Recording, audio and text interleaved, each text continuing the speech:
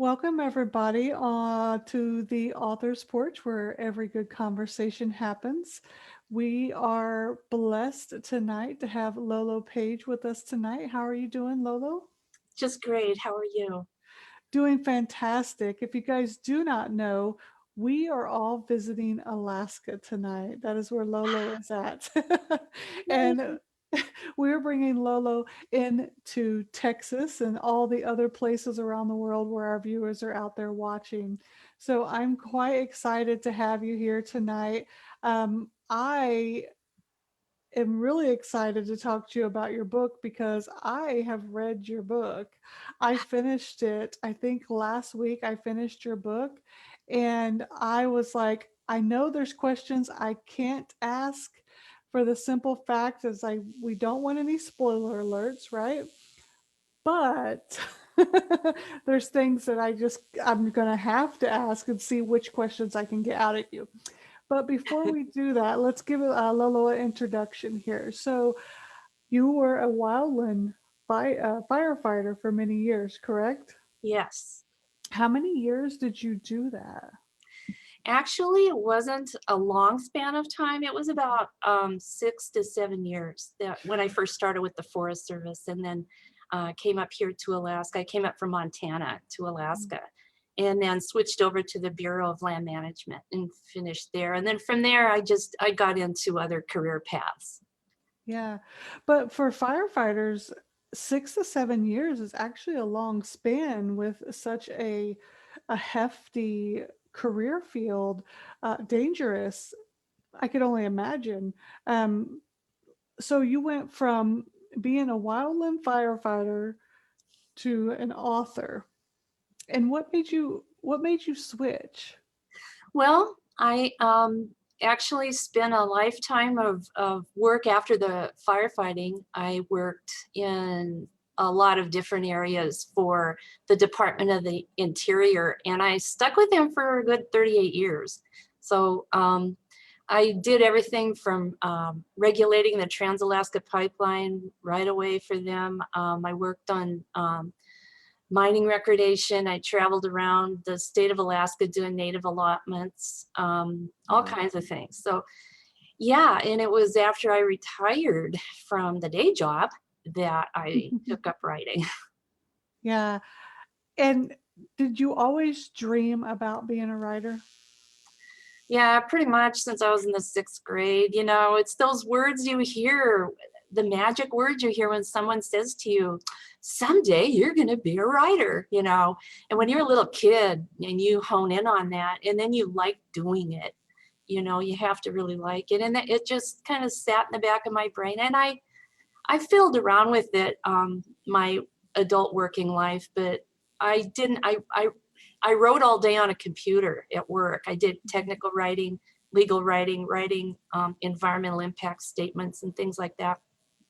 So I didn't want to come home and sit on a computer again, and I was raising my family. So yeah, it wasn't until a year or two after I retired that I took up writing full time. And you came out swinging with a bat. You came out writing swinging with a bat though, because your first book won a lot of awards. Let me read these real quick so people can understand. Your first book, Alaska Spark, which is the one that I read, it won the Blazing Hearts. It's the Blazing Hearts Wildfire series. It won a 2020 B.R.A.G award, Medallion award.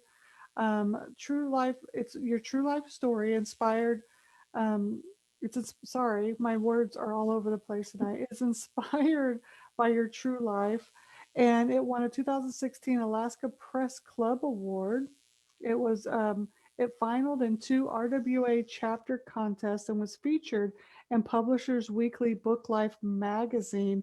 And Amazon also ranked it as #1 for romantic suspense on the bestsellers list in US, Canada, and Australia in late 2020. That's coming out swinging for your first book. Well, you know, I think um, a lot of that has to do with timing. I mean, we are experiencing out here in the West an unprecedented increase in wildfire activity that's just been ramping up every year. And of course, we've watched that on the evening news with what's going on in California and Oregon a lot of times, and Australia last year. They're even having fires in Spain and over in the UK, and to which I didn't really realize because unless you really seek that out, you don't hear about that in our news. Right. So that was a real eye opener for me. People just seem to relate to it, I think, or I don't know. You know, don't discredit your work in any way, shape, or form because I read that gem of a book and I don't know if I expected to be so drawn to the characters. So I'm a natural redhead. And when I was reading Tara's character, I was Tara. Like I was Oh, her. I was a firefighter and I was like, I loved the pull. I loved every single bit of it, and every single character was so relatable. So don't discredit the fact that oh, you had a fantastic book. well, thank you. Thank you. I appreciate that.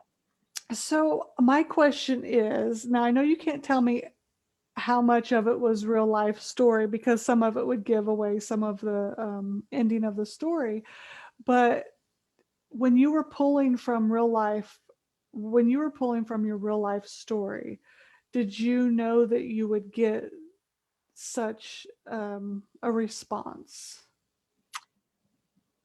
No, I didn't. Um, Whenever you're starting something that you've never done before, like a Mm. first novel, I'd written a lot of nonfiction for newspapers and magazines and such, but fiction was a new animal for me. So I really, when I set out to write about fire, because that was a real impressionable time in my life, and I really wanted to write about it. I wanted to show people what goes on behind the scenes. You know, oftentimes we just don't know. We see those pictures of the yellow shirted people with their Pulaskis, you know, and they're in single file and whatnot. But I wanted to show what actually happens and what can happen, Yeah, and the danger. I mean, it's real. So yeah, yeah. yeah. It's amazing. I mean, I don't know everything that happens, and I wouldn't couldn't even imagine. But I mean, I could feel the desperation in the book when I was reading the stories, and like I found my breath catching at moments. I was like, oh, okay, okay, okay, we're okay right now. We're okay right now. So it was really interesting, and I try to read before a guest comes on. I try to read their book as much as possible, and unfortunately, I was lucky that I had a power outage in a whole week. With no show, so I was able to, I had more time to read, so I was able to finish the whole book. So, when it comes to the process of writing, would you say that you were classically trained in writing, where you plotted everything out and you knew exactly where every point of your book, or were you more, I'm just getting everything down on a piece of paper, and I'll figure the rest of it out later? Well, I think what I did in this case, because I was brand new to it, and I went to a bunch of writer conferences in the lower 48. We had some here in Alaska, and then I went down south, and I had the good fortune to meet a romantic suspense author who's written 350 books. She's really Wow. famous. I don't want to say her name unless I get permission. Yeah, But anyway, understandable. I bribed her with a glass of wine at her after her signing, and I said, "How can I publish my firefighter story?" And she goes, "Well, how did you write it?" And I said, "Well, I just kind of wrote it as a women's fiction piece, you know, the journey of the main character, the female character, and from going from Montana to Alaska and such." And she said, "Well, make it a romance. Do you read or write romance?" And I just kind of stared at her. "Well, not really." And she goes, "You should learn."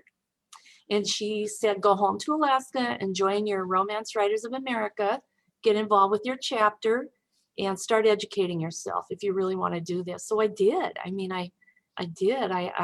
Gosh, I took every webinar I could get my hands on. I bought a ton of books. You know, I read all the On Writing and Bird by Bird, all that stuff, you know, and but I didn't know, how do I structure this thing? And I read an article about how Steven Spielberg always liked to use hero's journey for Star Wars and things. And I love Star Wars. So I thought, okay, I'll do that. So I listed out the hero's journey and I just kind of brainstormed the scenes I wanted and plugged them all in there. And Wow.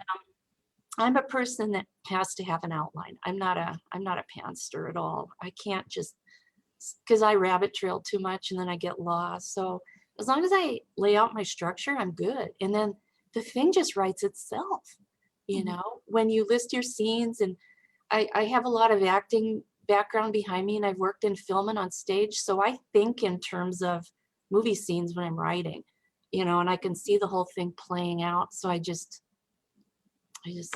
do it like that. I think what I did was on that when I won that award for the nonfiction piece I where our crew got in trouble.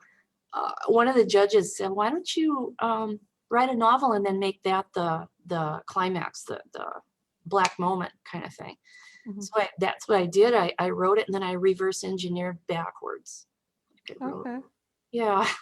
That's interesting. Yeah, and I love to hear each author's process and getting their work from the first word to the published piece because and there's no right, wrong, or indifferent way. Everybody is their own. I just write. For me, I write for therapy, and I just go and I close my eyes and I watch. It's like I'm narrating a scene. I'm more of a narrating author versus anything else because I wouldn't be able to tell you how to do an outline to save my life anyways. But my process sometimes takes a lot longer because of that. And there are holes and I have to fill them in. And I'm like, oh man, if I would have done this. And I kick myself a lot of times because of it. But so it's interesting to see how things play out and how, like you said, the scene will write itself. And when I would have to write speeches when I was my former life, I would have to write speeches. And you're right, when you have this, that, you just have to fill in the blanks. And it's really interesting. Now, did you traditionally publish or self-publish? I I set out traditionally because that's, I'm a baby boomer, so that's how I was kind of grew up in that. And I did pitch and query HarperCollins and Simon and Schuster and several of those. Mhm. And what happened was since this story had morphed so much, um, it was straddling romantic suspense and action adventure actually. So when I pitched this thing, they requested the manuscripts, but they said they wouldn't know how to market it because it didn't fit nice and tidy into the romantic suspense box Yep. and or the action adventure box. It was like straddling all these things.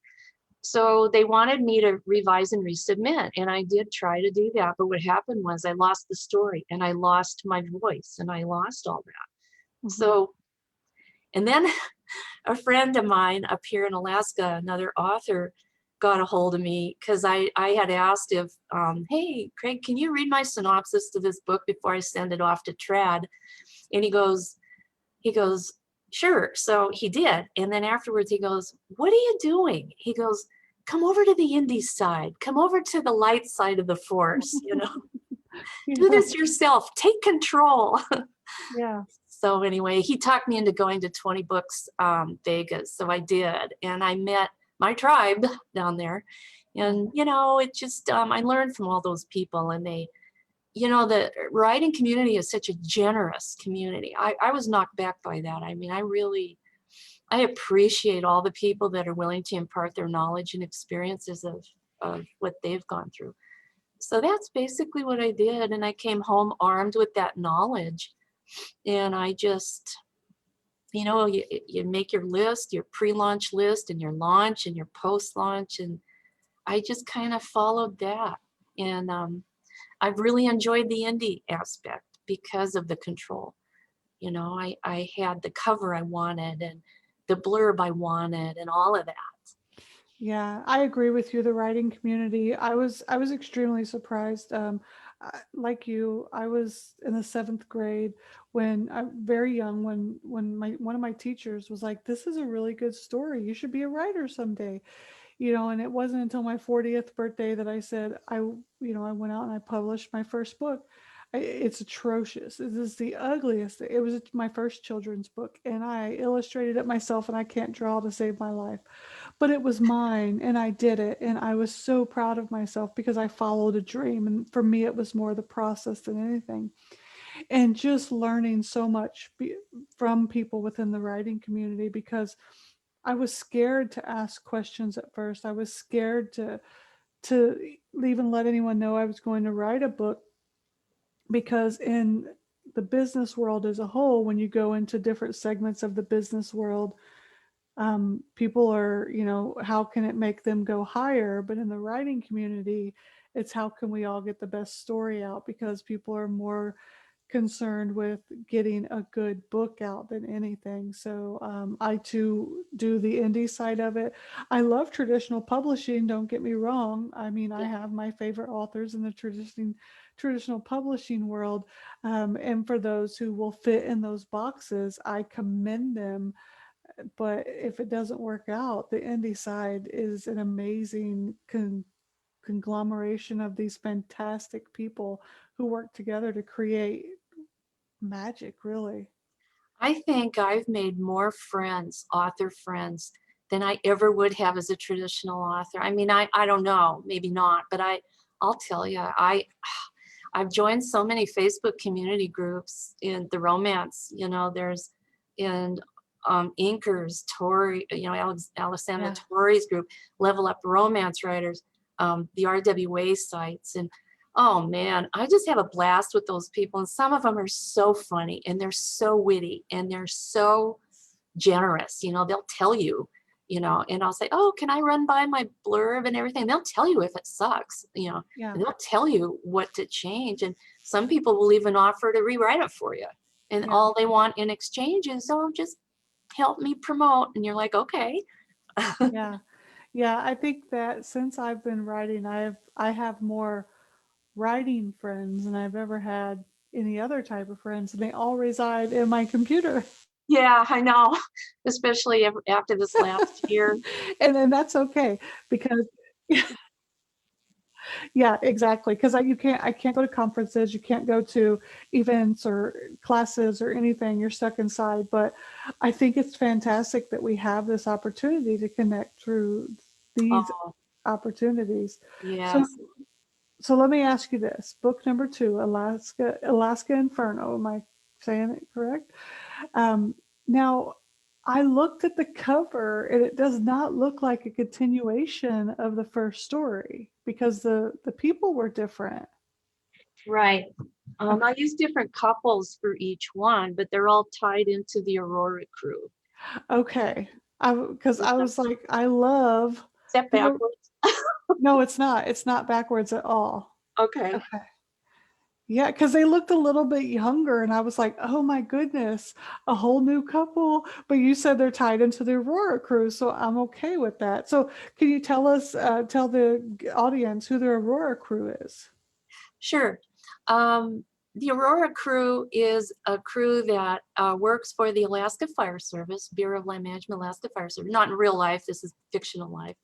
And people come and go off the crew as seasons progress. And in the first book, I had a woman from Montana that, against her will, when I was sent to Alaska, she was grieving the loss of her firefighter dad, and her boyfriend, her fiance, had dumped her. So he figured, her crew boss thought that'd be a good change for you. So he sent her up north, and she meets the smoke jumper.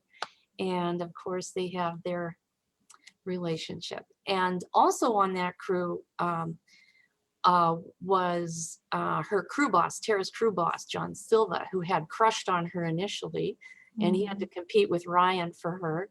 And of course, he lost out to Ryan, but John decided, after that horrendous incident that happened toward the end of book 1, Mm. that he was going to see what it was like to be a fire investigator. So that's the path that he's chosen. And then, of course, the woman who divides her time between a job in the lower 48 and a job in Alaska. And I won't tell you what that job is. You'll have to read the book to find out. Oh, I'm reading the book. And she comes up. And so the two of them kind of, they've had a little kind of, you know, soft pedaled attraction, you know, but he was her crew boss. And, you know, there's a lot about workplace romances that I love writing those because the sexual tension is real. Yes, And it's just, you know, it's kind of like frowned on. You don't fish off the company pier, you know, it's a yes. no-no and all that. So that's what I like to write about. And Mhm. anyway, so yeah, so now that they're not really working together in book 2, then it's kind of, you know, no holds barred. Wow. I'm glad that you have the characters in there. I'm excited to read that one. I will be reading it soon. So when is that one already out or is it coming out? That one's due to be out on May 1st, and it's on pre-order on Amazon currently for ebook. It's with my editors right now. And I will tell you who my editors are because I'm proud to be connected with them, and they have just given me so much lovely encouragement. It's the Word Slayers.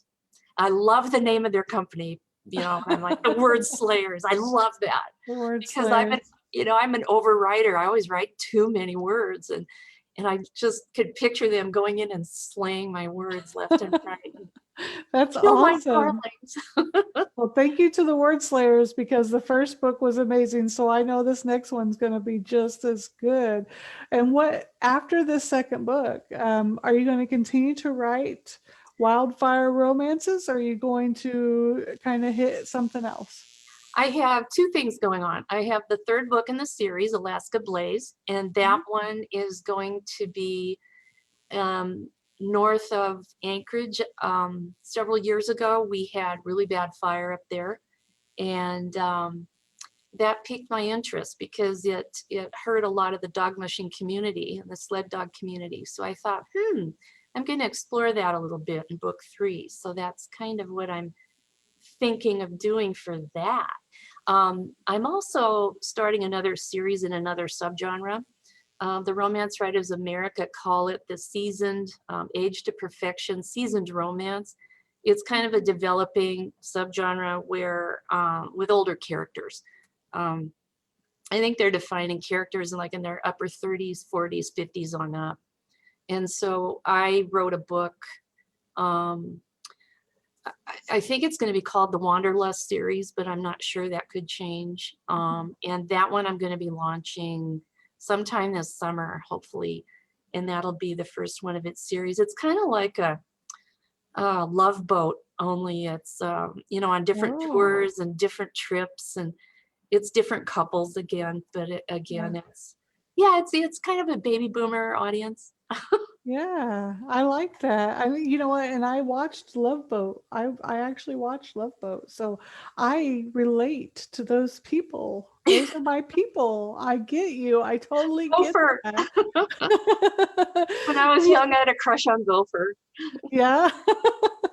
And that's great. I love that that you're exploring, different parts of writing and seeing where where you can go and not sticking to the one because it allows you to open up kind of your mind and see where you can kind of take this whole romance Yeah, thing.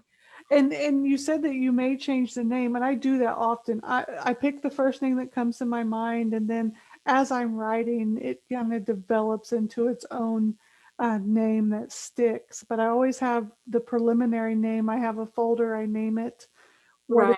what I have in the The beginning. working title. Yeah, the working title, and then it's funny because by the time the book is done, I have to remember what the working title was because that's the folder name. But I don't know if it's like a superstition thing for me, but I never changed the folder name. Like Ah, the Word document inside and all the other stuff inside the folder changes, but the folder name will always stay the original title. you know, that's funny you mention that because I do that too. I think it's because we lock onto that first thing, and that's the thing that's front and center in our brain. Okay. Yeah. Oh, it's Oh, nice to know I'm not alone. That's a yeah. connection. I'm That's glad you real. said that. Now I know I'm not a weirdo. No, we're weirdos together. Yeah, there you go. So if you could tell the person out there watching that wants to be an author or is aspiring to write something that's important to them, and you had one piece of advice, what do you think that you would tell them how to start, or even how to just dream? Yeah. There's two things that I would say, and I have. The first thing is, if you're really interested in writing, and especially novels, it's got to be your passion. It's got to be something you feel passionate about. Because what will happen in a first book is, and I've talked to a lot of authors about this, is you kind of have a tendency to pour yourself into it. And I think it's just kind of a natural thing that we do as writers, is we kind of project ourselves in there to a point, you know, and sometimes you don't realize you're doing it. A friend pointed out to me some things that Tara had done, and she goes, because she was an old friend she knew. She goes, oh, I saw you in there and some of that, what you wrote with Tara. And I'm like, oh gosh, you do it subconsciously, I think, you know, I think it's a Yeah. subconscious thing. I would say write your passion, whatever you feel strongly about, because that's what's going to carry your voice, and that's what's going to carry you through to the end. Also, if it's going to be a novel, write a theme for yourself or a couple. I had three, I think, in Spark. Family doesn't have to be blood. You don't have to prove yourself to be loved. Those were the two biggest. And if you have those things, that is your North Star navigation tool, your theme, and you will stay on that path no matter what your story does, no matter what your characters do. That theme will take you from beginning to end, especially on their growth arcs. Mm. The second thing I would say is the basic thing: never give up. Don't give up. Stick to it. You're going to want to give up. You're going to want to throw in the towel. I ran crying out of my critique group in RWA one night. I was so frustrated. Yeah. And but it was those very things that help us to grow and improve, the things that make you want to quit. But don't do it. Stick with it. And when it's hard, what I do is on Sundays, I'm running this thing in our chapter where we sprint online together, you know, group of us, whoever can, and we'll sprint for 20 minutes at a time. It doesn't matter what you're writing. If you want to close your eyes and just write about what you did yesterday for 20 minutes, you just do it. If you want to write, you know, if you're writing a short story or a nonfiction piece or whatever it may be, just get those words flowing, get them out of there. Don't just sit there and think you have to be Hemingway in your first word in your first sentence, because that ain't gonna happen. You know, it just ain't. Yeah. Just write, just do it. One thing that did help me though, I kept journals back when I did the firefighting, and I kept them when I went on my trips to help me write the Wanderlust series. And those things really trigger events and things in your brain that you can depict on the page too. So keeping a journal, I think, is really important. I love that advice. I really love that advice. I always tell people to write with passion because if you're not passionate about it, you're not going to stick to it. That's just the human nature. And the readers will know it. It'll come on the page. It won't come on the page, and then they'll put the book down. Yeah, So so true. yeah, it's been one heck of a learning experience. You know, the whole thing I did in lockdown, looking back on it, I, I kind of think, you know, and I will never ever say the pandemic was a blessing, because that's just horrible to say. But for this kind of an endeavor, it forced me to stay indoors and to focus on something. I mean, I was terrified. We were all anxious and terrified in the beginning. We didn't know what to expect, you know, and this gave me a focus in something to, you know, I could lose myself in my story and it would make me feel better every day. Yeah. My hope is I want to make a difference to readers in my writing. I think that's every writer's dream, a positive difference, whether it's to make them laugh, um, or even move them to cry, you know. but to invoke some kind of emotion, because we're all human. And a lot of us go day to day hiding those emotions. And when they're right in front of you on the written page, you know, you can react however you want to that. And I think it's healthy as humans to do that and to escape into another world. So I had one reviewer that stuck with me. He was a firefighter, and he posted that. Um, Actually, he emailed me. His post was intriguing, but he also emailed and he thanked me. He said, I had to go through, I won't tell you what the climax is on the book because I'd be giving it away, but I had to go through that similar experience where I thought I was going to die. Mhm. And he said, the things that go through your brain are the weirdest things that you never would think of. But he said, I really love that sequence that you wrote about that, because he said it really made me feel better because I've had PTSD from this ever since. And he thanked me for that and said what a difference it made. I just was sitting here crying. I'm like, oh, you know, it's everybody's hope that you can touch readers somehow. And, you know, if you can reach just one reader, I figure I've done my job. Yeah, that's very deep. Like I'm taking a moment to breathe all that in. But I'm reading I read a lot of books on writing and how to write and how to touch your readers, and there's a part in this book that says your reader reads to escape reality. Give them something to escape to. You know, they don't want to escape back into the very world that they're living in. True. They want to escape into a world that they want to imagine in their own mind. You know, that's why in the beginning, I was a little hesitant to write in the real world because of that. Because, you know, it is real and it is, you Mhm. know, and it doesn't always end well. But at the same time, in the romance genre, we like to, you have a happily ever after. That was my safety net, so to speak, for Yeah. writing these stories, because I knew that, you know, you don't end on a bad note. So I think that really propelled me, even though I had to set it in a real setting and Mhm. bad things did happen. You know, I think that's Yeah. It has a balance. It has a good enough balance that you didn't want to stop. It didn't compel you to go, I can't handle that. It was a balance that gave you more of this. So I think that the reality of it, while it was there and enough that I could feel myself in those places at times, and I've never been anywhere near any of that. Thank the Lord. I'm knocking on wood. I don't know if you can hear me knocking on wood or not, um, because I'm not equipped the way other people are to handle that stuff. But because I wasn't there, but I could feel the urgency, I could feel the desperation and stuff.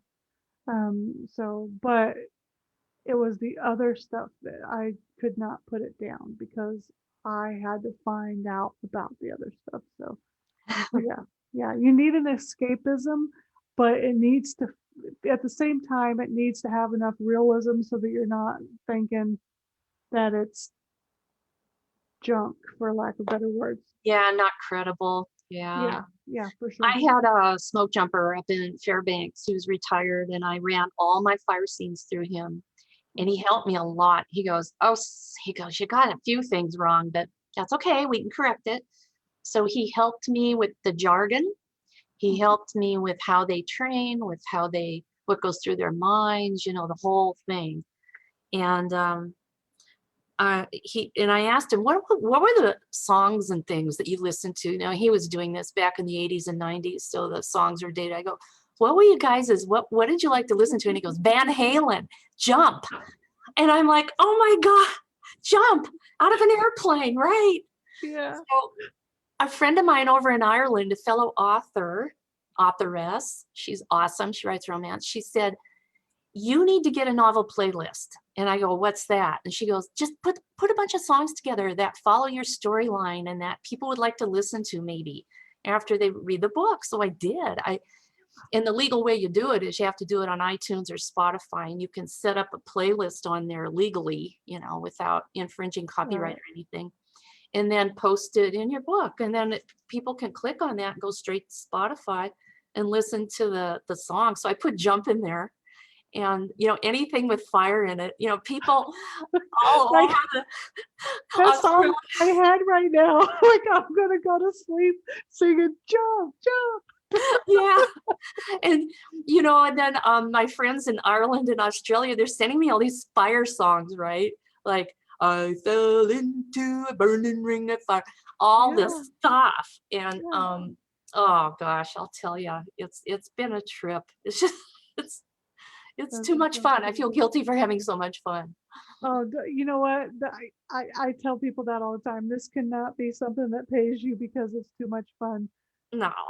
Oh, what a blast. What a blast talking to you, Lola. What a blast meeting you. And you know what? And I'm so glad that I stumbled upon your book and read it and got to talk to you tonight because you don't get to meet authentic people very much in the world. And knowing that your journey comes from a place where, you wanted to write a book, you waited to retirement, you wrote the book, you come out blazing, no pun intended, or maybe it was intended. And you're just going to continue along that path because you're taking it and you're learning and you're making sure you're connecting with authors to say, hey, this is what I want to do, and you're researching and you're just going about it in so many right ways. You have some amazing advice. Never stop giving that advice to the young authors out there that are seeking it because they're seeking it from sometimes the wrong places, and some people are just. Yeah. But thank you so much for being here. Do you have any parting words before we end tonight? Um, yeah, as writers, we're never, ever, ever, ever, there's no such thing as mastering the craft. There's no such thing. We will all continue to learn day by day by day. And even Yeah. Stephen King says he hasn't mastered it yet. And he's been at it, what, 40, 50 years. I think about words that writers like that say that have been around a long time. And I'm like, wow. Um, it's just, you just learn so much. And every topic, like I had to research fire investigation for this next book. I knew nothing about it, Yeah. really. Oh man, I learned a ton. And yeah, and it's just the exploration of what people go through in their lives to become better human beings. Hmm. And everybody wants to be a better human being. I don't care who you are, even the villain does, you know.